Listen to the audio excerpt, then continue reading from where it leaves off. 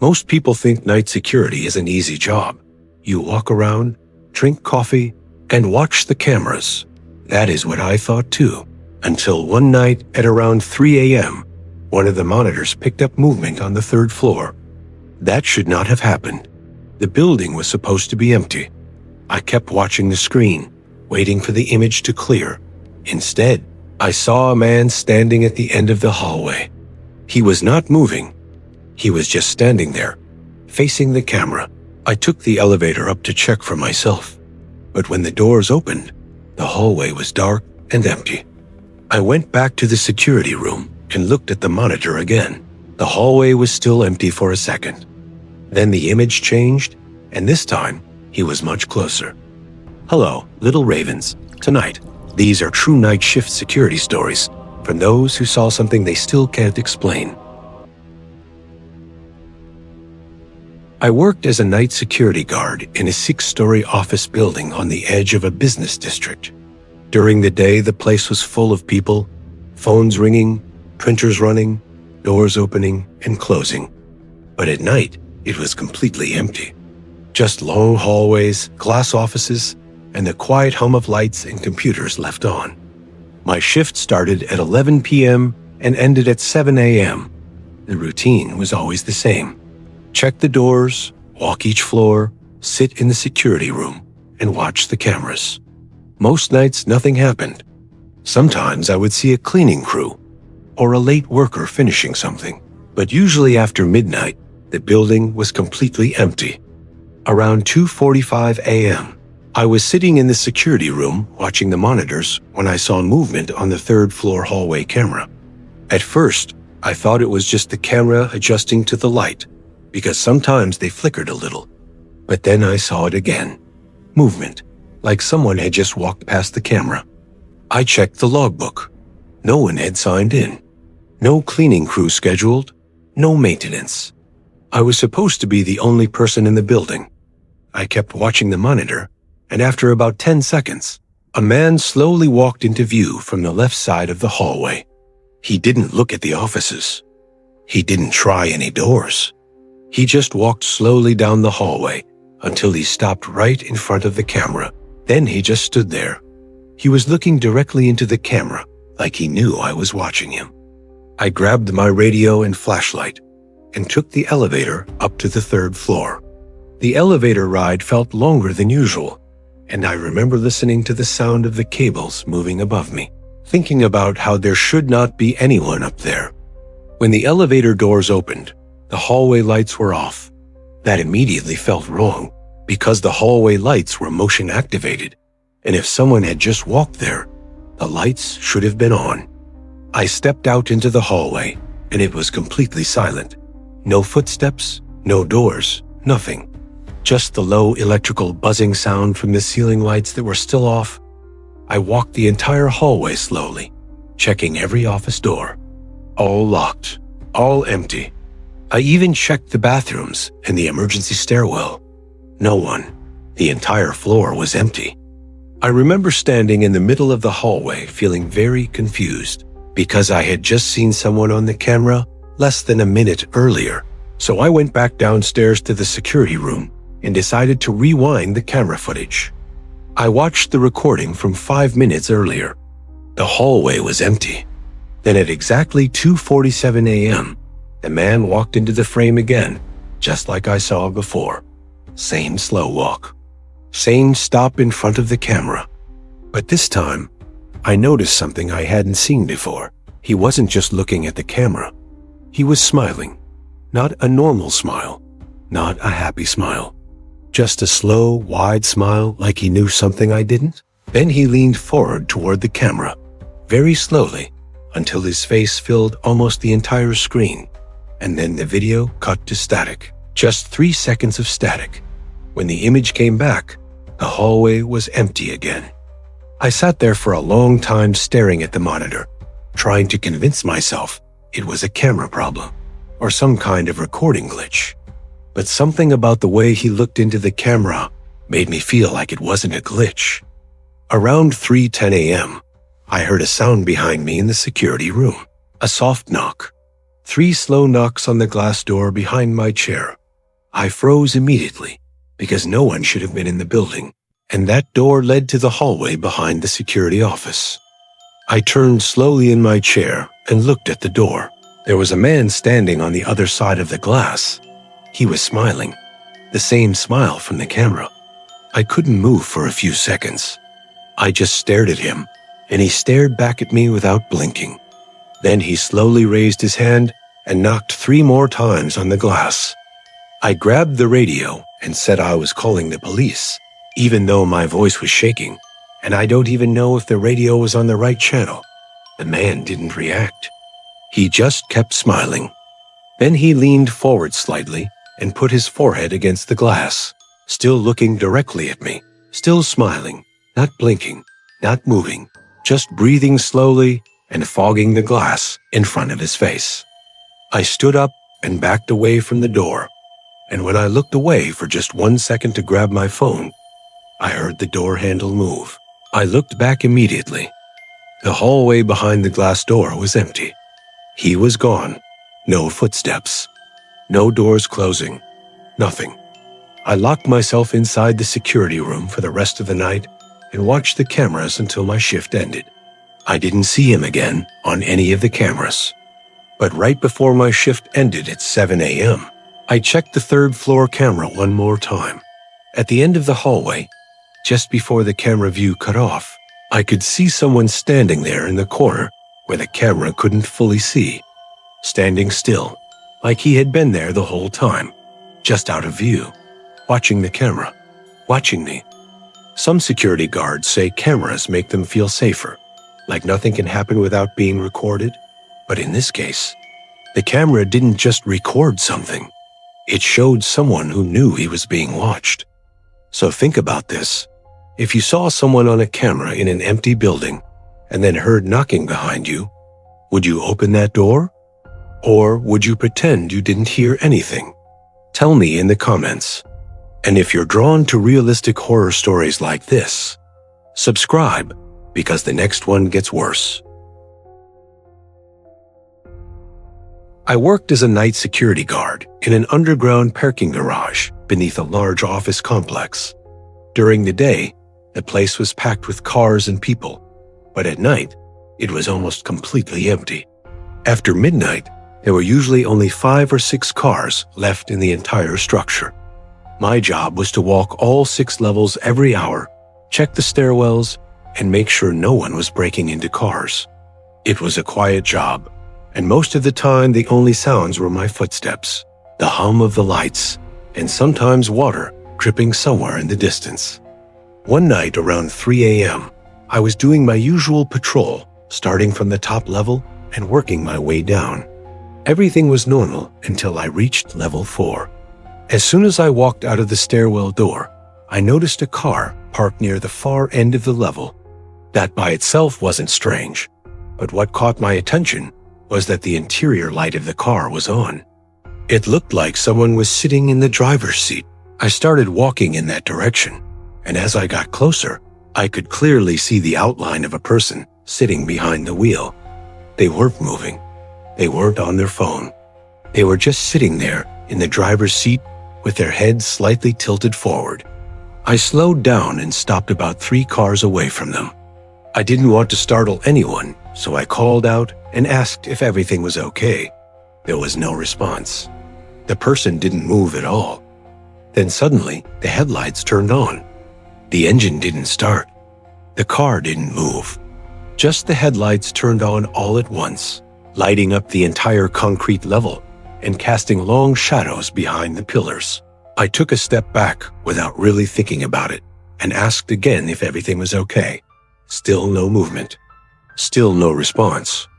At that point, I started to feel very uncomfortable, so I decided to go back to the security office and check the cameras before approaching the car any closer.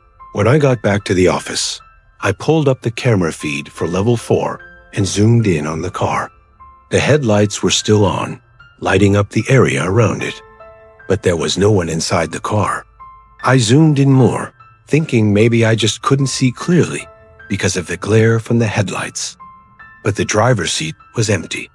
The passenger seat was empty. The back seats were empty. I just stared at the monitor for a long time, trying to understand what I had seen a few minutes earlier. I was absolutely sure there had been someone sitting in that car. Then, while I was still watching the camera, the headlights suddenly turned off. About 5 seconds later, the interior light turned on. And even through the camera, I could see the shadow of someone sitting in the driver's seat again. I didn't go back to level 4 that night. I stayed in the security office and watched the cameras until my shift ended. Right before 7 a.m., when the sun was starting to come up and the morning employees were beginning to arrive, I looked at the camera for level 4 one more time. The car was still there, but now the driver's door was open and the interior light was on, and the driver's seat was empty. Night security guards learned very quickly that empty places are never really empty. Parking garages are the worst because there are too many corners, too many shadows, and too many places for someone to watch you without being seen. But the uncomfortable part of this story isn't the car or the lights, or even the person in the driver's seat. It's this question: if the seat was empty on the camera, then who turned the headlights on? And if someone was sitting there, why didn't they want to be seen on the cameras? If you were that guard, would you go back to level 4 and check the car yourself? Or would you stay in the office and wait for morning? Let me know in the comments. And remember, sometimes the safest place on a night shift is the room with the cameras, not the place the cameras are watching. I worked night security at a large warehouse on the outskirts of the city. The building was enormous, filled with long metal shelves, storage crates, and narrow aisles. It seemed to go on forever. During the day, it was loud and busy, but at night, it felt like a completely different place. My shift started at midnight. Every hour, I had to walk through the warehouse with a flashlight and check that all the doors were locked and nothing had been moved. The lights were motion activated, so as I walked, the lights would turn on one section at a time, while everything behind me slowly went dark again. Around 2 a.m. one night, I started my patrol like usual. The warehouse was quiet, except for the distant humming of the ventilation system and the sound of my boots on the concrete floor. I walked down the first few aisles, checked the emergency exit, and everything seemed normal. Then I heard a loud metallic bang somewhere deeper in the warehouse. I stopped walking immediately and listened. The sound echoed through the shelves, and then everything went quiet again. I assumed maybe something had fallen or shifted, which sometimes happened with old pallets, so I kept walking toward the area where the sound came from. As I walked deeper into the warehouse, the lights kept turning on above me one row at a time. The aisles were tall and narrow, and once the lights behind me turned off, it felt like the darkness was following me. Then I heard something that made me stop again. Footsteps, slow footsteps, somewhere behind me. I turned around quickly and pointed my flashlight down the aisle, but there was nothing there. The aisle was empty, just rows of boxes and metal shelves disappearing into darkness. I stood still for a few seconds, listening. Everything was quiet again, so I started walking forward. After about 5 steps, I heard the footsteps again, same speed as mine. When I stopped walking, the footsteps stopped. When I started walking again, the footsteps started again. At that point, I was sure someone else was in the warehouse. I called out and said security, and asked whoever was there to come out. No answer. I decided to turn the corner quickly and catch whoever it was walking behind me. So I walked faster toward the end of the aisle, then suddenly turned the corner into the next aisle and pointed my flashlight down the row. There was no one there, but I could still hear footsteps. Now they were in the aisle I had just left. I stood there in complete silence, holding the flashlight and listening to footsteps walking slowly up and down the aisle behind me. I could hear them clearly, like someone walking on concrete, but I couldn't see anyone. Then the footsteps stopped completely.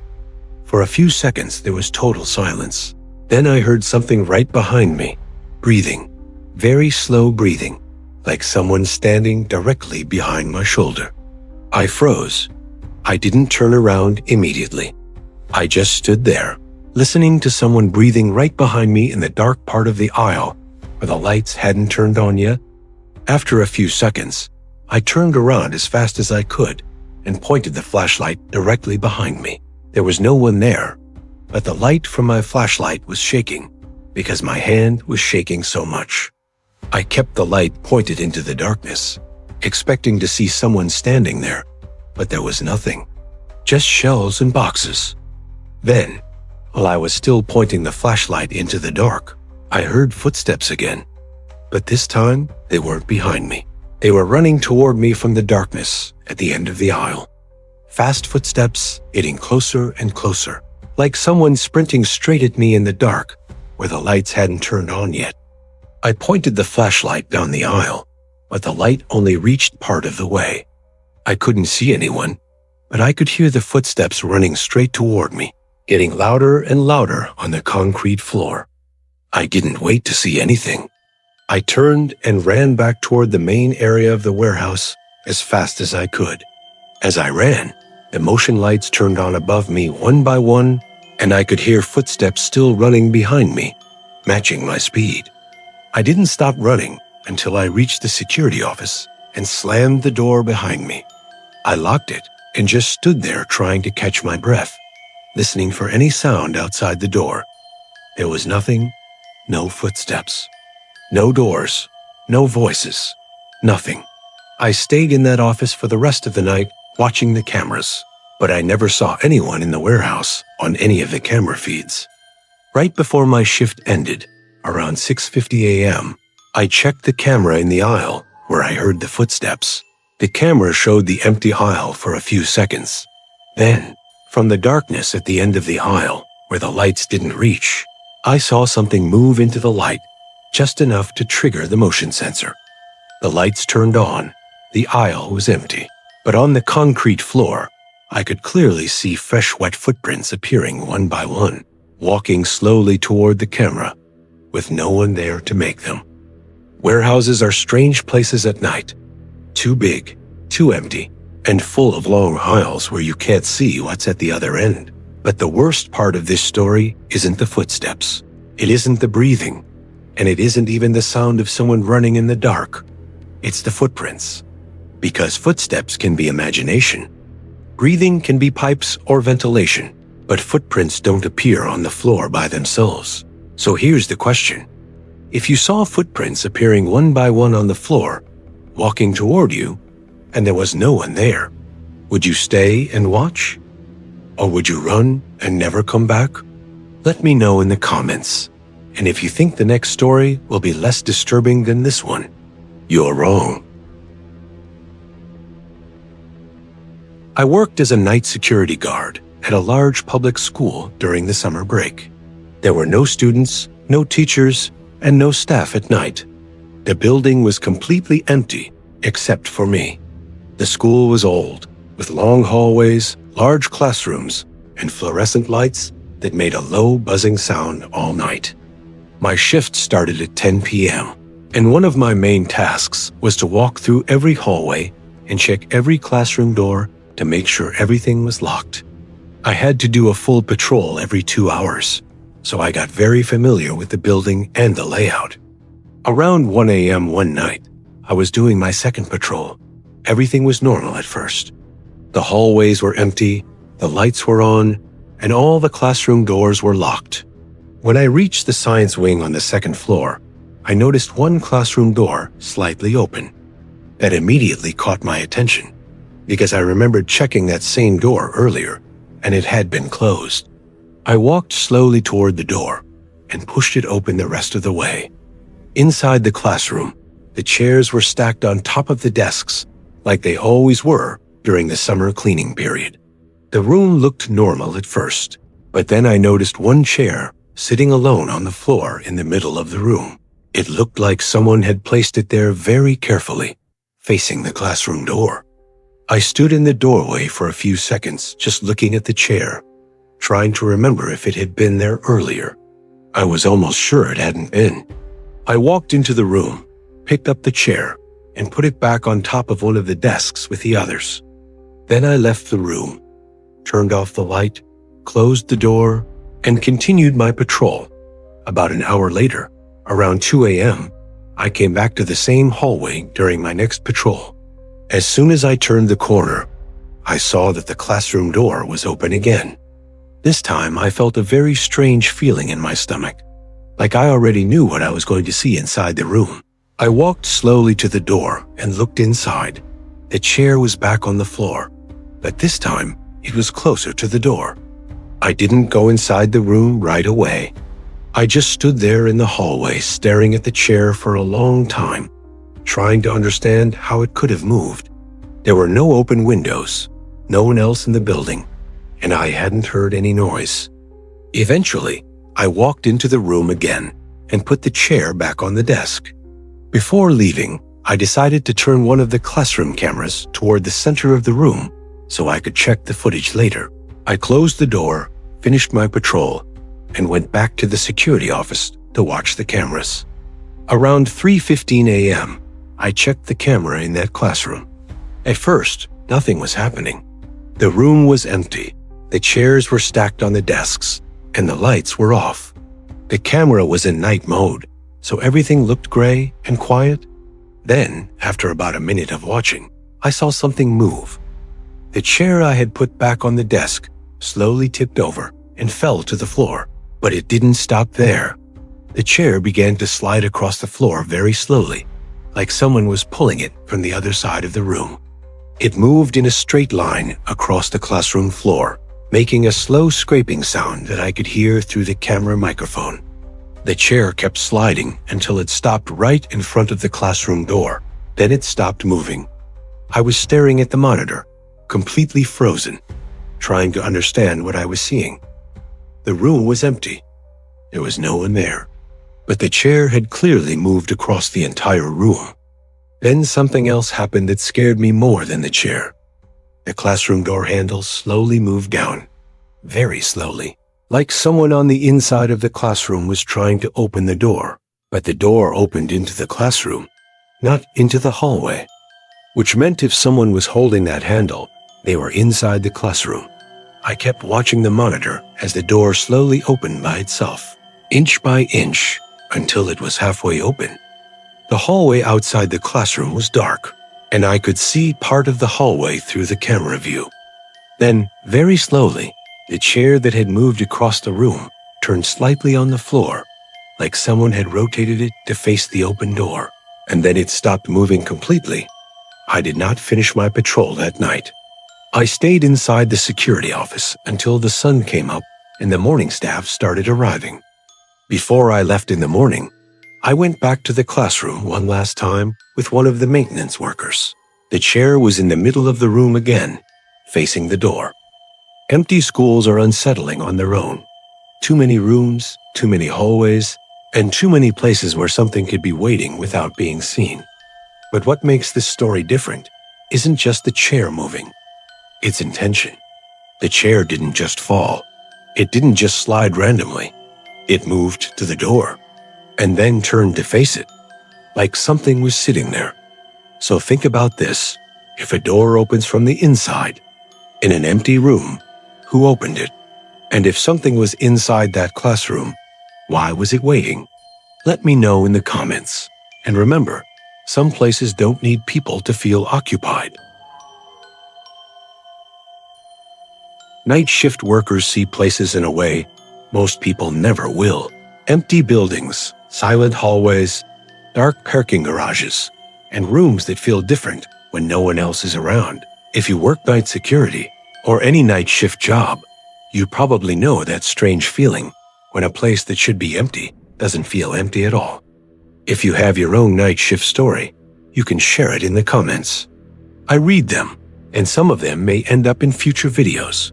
If you enjoy realistic horror stories like these, don't forget to subscribe and become part of the archive. On the end screen, you'll see 2 more videos with true horror stories for you to continue listening tonight. Thank you for listening. Stay safe, and I'll see you in the next story.